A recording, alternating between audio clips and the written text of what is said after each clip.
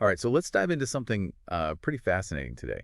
You know how sometimes um, life just feels like this totally chaotic symphony of thoughts? Hmm. Or source material actually starts with like this really vivid scene. A young kid, it's the author themselves actually, helping their grandfather in like a peaceful vineyard, surrounded by all the sounds of nature. Peaceful. And then bam, the overwhelming buzzing of cicadas just takes over. Oh, wow. Yeah, and it's interesting because, like, later on, the author actually uses this whole memory as, like, a powerful metaphor for their own, internal struggles, Oh. comparing the intensity of those cicadas Hmm. to like, the noise of their thoughts, during a turbulent period in their teenage years. I see. So it's Yeah. like this really interesting starting point. Yeah, what's really fascinating here is that this seemingly simple childhood memory kind of became like this catalyst, for the author's journey into exploring and understanding their inner world. A journey that ultimately led them to develop a set of practical techniques for, calming the mind and cultivating a sense of inner peace. Hmm. And that's exactly what we're diving into today, exploring these techniques and seeing how they might be relevant to your own life, Yeah. you know? I'm already intrigued. So instead of chasing those external achievements like money or possessions, Right. the author advocates for like a different path to happiness, Right. one that focuses on cultivating our inner landscape, right? That's exactly right. The author really argues that our traditional education system, it often leaves us ill-equipped to deal with the complexities of our inner world. Yeah. We're taught how to navigate like the external world, right? Like how to get a job, earn a living, achieve success, but we're given very little guidance on like how to manage our thoughts, emotions, and inner experiences. It's almost like we're handed this, incredibly sophisticated machine, our mind, Hmm. but given no instruction manual on how to use it effectively. Precisely. And without that inner compass, it's easy to feel overwhelmed by the constant, influx of thoughts, emotions, and external pressures. Right. But the author doesn't suggest abandoning our external pursuits altogether. Right. Instead, they offer a set of inner tools and techniques to help us navigate and cultivate a more balanced and fulfilling inner life. Okay, I'm all ears. What are these inner tools that we're all supposedly born with? Well, the author identifies four key tools: Mm. our rational mind, our imagination, our intuition, Yeah. that gut feeling we often ignore, Yeah. and something called inner sensitivity. Inner sensitivity. Think of it as like a heightened awareness of your inner state. You know your bodily sensations, emotions, and thoughts. Okay. It's about being attuned to those subtle signals that our body and mind are constantly sending us. So being able to pick up on those subtle cues could be crucial in helping us navigate our inner world more effectively. Exactly. And the author actually places a lot of emphasis on this concept of inner sensitivity, Yeah. describing it as the most crucial tool for all inner work, the foundation upon which all other techniques are built. It's like having a finely tuned instrument that allows you to perceive the nuances of your inner landscape with greater clarity.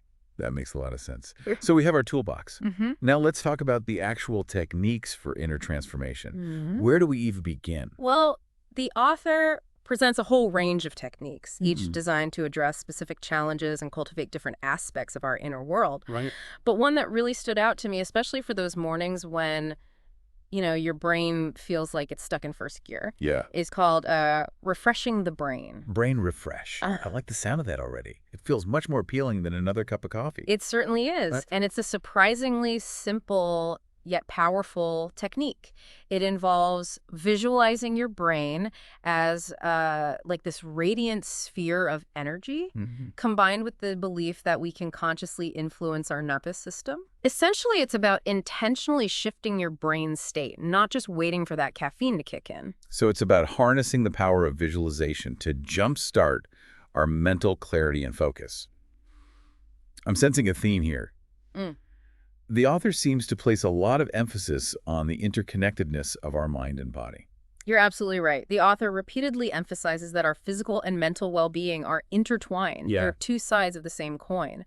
And refreshing the brain is a great example of how we can use our mind to positively influence our physical state. Okay, I'm adding that to my morning routine for sure.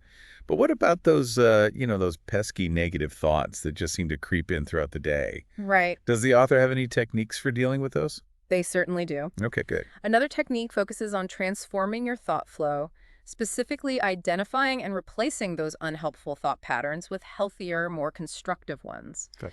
It's about recognizing that we have a choice in how we respond to our thoughts. I think we all have those moments where we feel like our thoughts are just running on autopilot. Yeah, totally. So how does the author suggest we actually break free from those negative thought loops?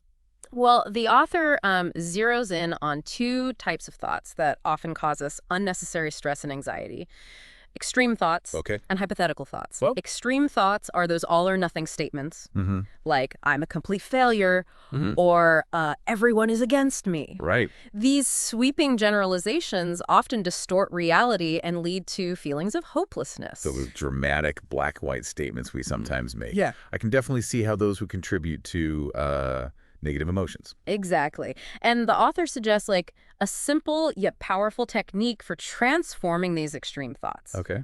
Identify the opposite extreme and then create a unifying thought that integrates both perspectives. Mm-hmm. For example, instead of I'm a complete failure, you might consider the opposite. I'm a complete success in every way.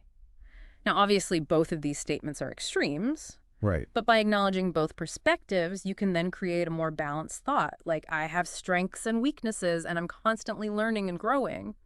That's a really interesting approach, like taking those extreme thoughts, which are often fueled by emotion, Hmm. and introducing a bit of logic and nuance. But what about those hypothetical thoughts? What are those exactly? These are the thoughts that spiral into those what-if scenarios, often about things that might go wrong in the future. Right. It's that mental rehearsal of potential disasters, anxieties, and worst-case scenarios that can really hijack our peace of mind. Oh, I know those all too well. Yeah. It's like that, pre-presentation anxiety where you just imagine every possible thing that could go wrong, Yeah. even though it's highly unlikely that any of them will actually happen. Exactly. And the author's suggestion for dealing with these hypothetical thoughts is to assess the actual probability of those negative outcomes occurring. More often than not, you'll realize that your fears are exaggerated and that you can choose to focus on more immediate, actionable thoughts. So it's about bringing our attention back to the present moment and not getting lost in those mental rabbit holes of what ifs. Mm-hmm. It's like grounding yourself in reality and recognizing that you have more control over your thoughts than you might realize. That's a great way to put it. It's about recognizing that our thoughts are not facts, and we have the power to choose which thoughts we give attention to. Okay, so we've covered techniques for dealing with brain fog and transforming negative thinking. What other gems does the author have in store for us? Well, the author presents this next technique as the most challenging, Okay. yet potentially the most rewarding. It's about accessing a state of consciousness beyond thoughts. Consciousness beyond thoughts. Okay, you've definitely piqued my curiosity. That sounds like we're venturing into some pretty deep philosophical territory here. Yeah, we are, in a way. You see, the author posits that beyond the constant chatter of our thoughts, right, Mm-hmm. there exists this space of pure awareness, a realm of consciousness that's not bound by the limitations of our mental processes. And the goal of this technique is to tap into that space, Yeah. to experience a state of profound peace and clarity that transcends the noise of our everyday thinking. That sounds incredibly appealing, but also a bit daunting. Is it really possible to, completely silence our thoughts? I mean, isn't thinking just what our minds do? Well, that's a common misconception. The author isn't suggesting that we stop thinking altogether. No. In fact, they acknowledge that thinking is a natural and essential part of our human experience. It's about shifting our relationship to our thoughts, learning to observe them without getting swept away by them, like watching clouds drift by without attaching to any particular formation. So it's more about creating a sense of detachment from our thoughts, almost like we're becoming an observer of our own mind rather than being completely controlled by it. Yeah, that's a great way to put it. It's about cultivating a sense of inner spaciousness, allowing thoughts to arise and pass without judgment or resistance. And the author suggests that with practice, we can actually access this state of pure awareness, a state of profound peace and stillness that exists beyond the mental clutter. Yeah, I'm starting to see how this technique could be incredibly powerful, especially for those who struggle with anxiety or overthinking. Mm-hmm. But how do you even begin to practice this kind of mental detachment? It sounds like it requires a lot of discipline and focus. It certainly does require effort and commitment, but the author provides some practical guidance. They suggest starting with gradually increasing your awareness of your thoughts as they arise, Okay. simply noticing them without engaging. letting them pass through your consciousness like ripples on a pond. So instead of getting caught up in the content of our thoughts, we're simply acknowledging their presence and letting them go without judgment or attachment. Hmm. That sounds like a practice that could be beneficial in all aspects of life, Hmm. not just during dedicated meditation sessions. Absolutely. It's about cultivating a more mindful approach to our thoughts, recognizing that they're not always an accurate reflection of reality, and that we have the power to choose which thoughts we engage with. This concept of consciously choosing our thoughts is incredibly empowering. Mm-hmm. It's like we're reclaiming our mental space Mm. and taking back control of our inner landscape. But I imagine it takes a lot of practice to reach that level of mental mastery. It certainly does. But the author assures us that it's a skill that can be developed over time with patience and persistence. And they emphasize that even small moments of awareness, those brief glimpses of stillness between thoughts, can have a profound impact on our overall well-being. I'm starting to see how this concept of consciousness beyond thoughts ties into the author's earlier point about inner sensitivity. Yeah. The more attuned we are to our inner state, Mm. the more easily we can recognize those subtle shifts in our mental landscape Mhm. and make conscious choices about which thoughts to engage with. That's a great observation. The author is clearly building a framework here, a set of interconnected tools and techniques designed to guide us toward greater self-awareness and inner peace. And I think this next technique we're going to explore takes that framework to a whole new level. Okay, lay it on me. What's next on our journey into the depths of the author's inner world? This next technique might be like the most challenging, yet it's also the one that resonates most deeply with me personally. It's about cultivating a profound sense of trust in the universe, even in the face of uncertainty and suffering. The author calls it complete trust in reality. Complete trust in reality.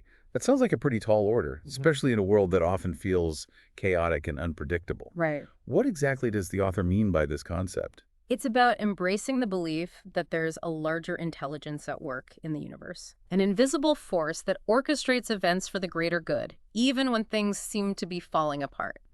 It's about surrendering to the wisdom of this unseen force and having faith that everything is unfolding as it should, Hmm. even if we don't understand the reasons why. I can see how this belief could be incredibly comforting, especially during times of hardship and uncertainty. Hmm.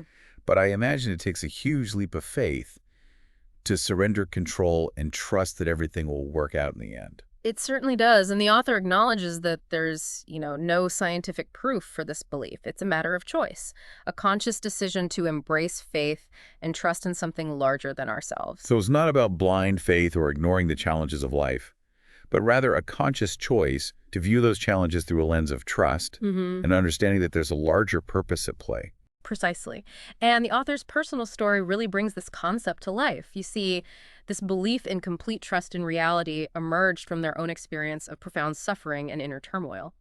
It was during a period of intense struggle and despair that they had this profound shift in their worldview, embracing the idea that even amidst chaos, there's this benevolent force guiding the universe toward a higher order. So it sounds like the author isn't just sharing theoretical concepts here. They've personally tested and refined these techniques through their own life experiences, Yeah. which makes their insights all the more relatable and compelling. Absolutely. And what's fascinating is how they describe this shift in their perspective as a conscious choice, Yeah. a deliberate decision to surrender to a larger force and trust that everything is unfolding as it should. Hmm. And they emphasize that this choice, even in the absence of concrete evidence, can be a profound source of strength and resilience, especially during times of adversity. So it's not about passively hoping for the best, but actively choosing to believe in a benevolent universe, even when faced with challenges and setbacks. Exactly. And the author provides some practical guidance for cultivating this complete trust in reality. They suggest starting with a deep and final decision to embrace this belief, to fully surrender to the wisdom of the universe, and have unwavering faith in its benevolent nature. So it's about making a conscious commitment to aligning your life with this belief, Hmm. trusting that even when things seem difficult or uncertain, there's a greater purpose at play. Precisely. And they emphasize the importance of constantly reminding yourself of this central belief, Okay. reframing your experiences through its lens, and trusting that even amidst chaos, there's this hidden order guiding you toward your highest good. This concept of reframing our experiences is so powerful. It's like shifting from a victim mentality to a place of empowerment, recognizing that even challenges can be opportunities for growth and transformation. That's a great insight. And the author offers a beautiful metaphor for visualizing this process.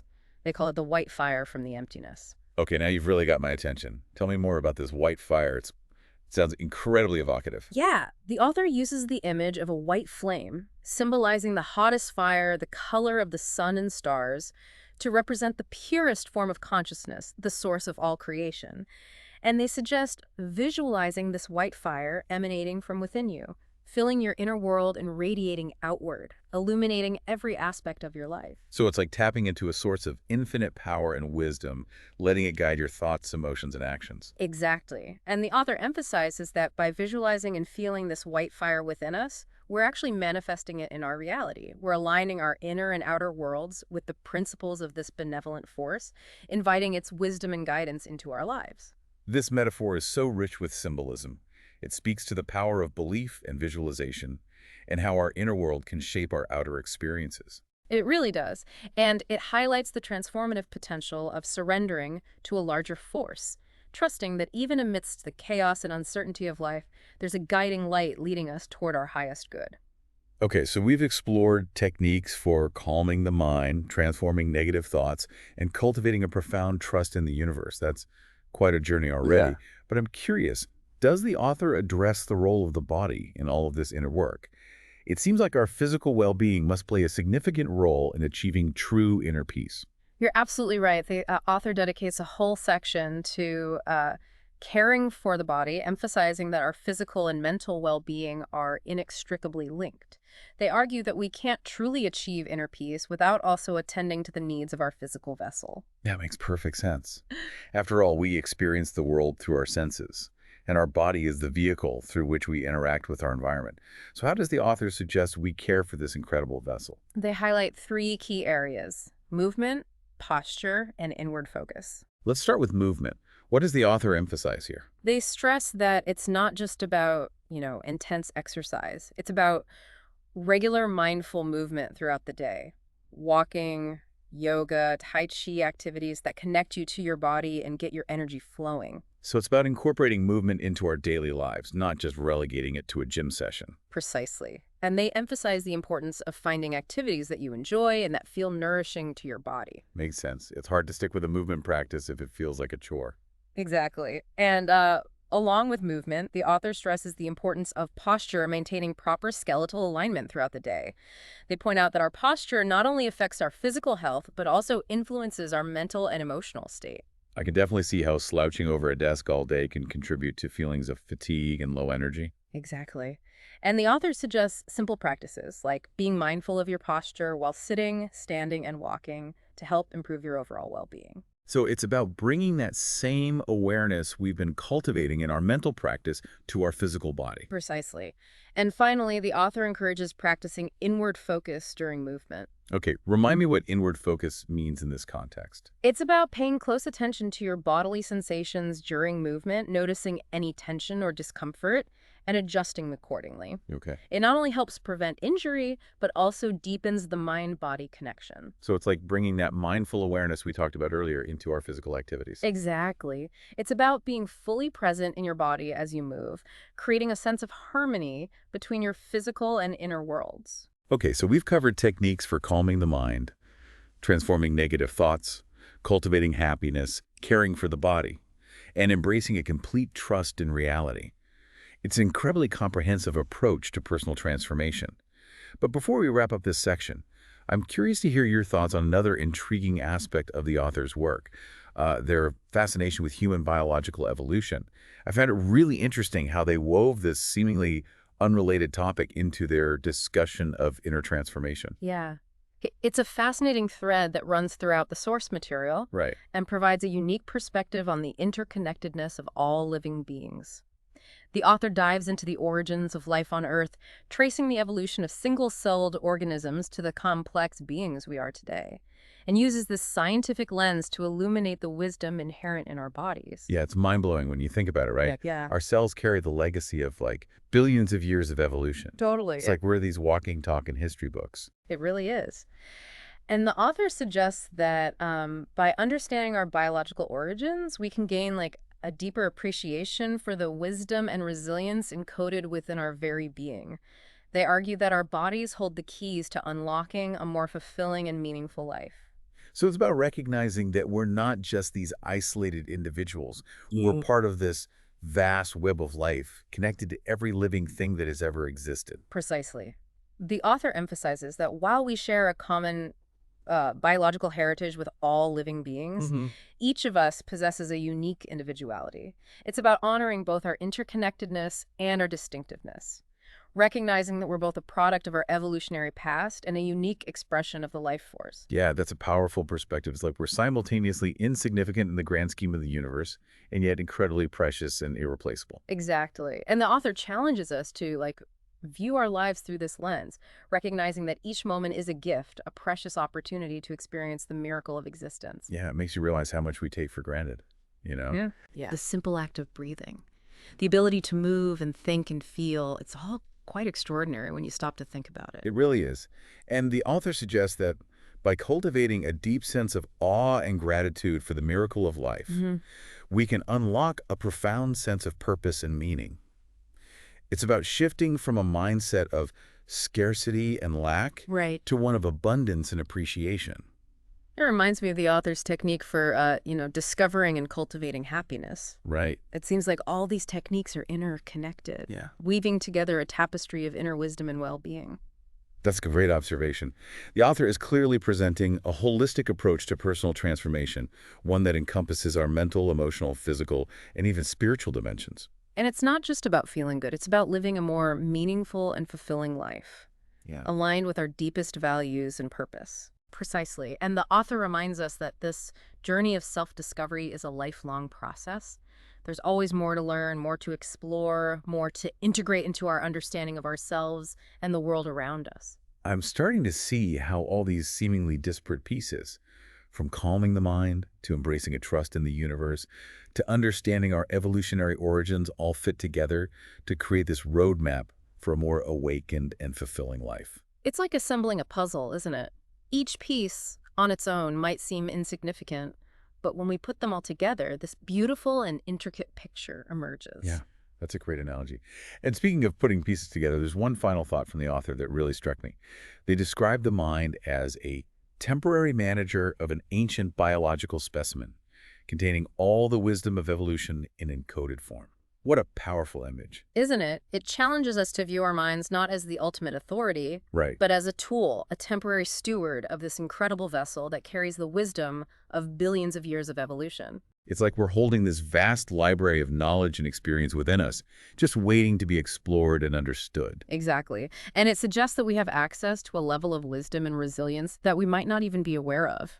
It's about tapping into that ancient wisdom, honoring the legacy that flows through our veins, and recognizing the incredible potential that resides within each of us. Okay, so we've covered a lot of ground in this deep dive, from calming the mind and transforming negative thoughts to cultivating happiness, caring for the body, embracing a trust in the universe, and understanding our place in the grand scheme of evolution. It's been an incredible journey. It really has. And as we leave our listener to ponder all we've uncovered today, I'm left with one final, provocative question. If the author's personal journey was sparked by the noise of their thoughts, that cacophony of mental chatter, what small change in your own inner world would you like to cultivate? And which of these techniques resonates most strongly with you right now? That's something for you to explore on your own, dear listener. Until next time, keep diving deep.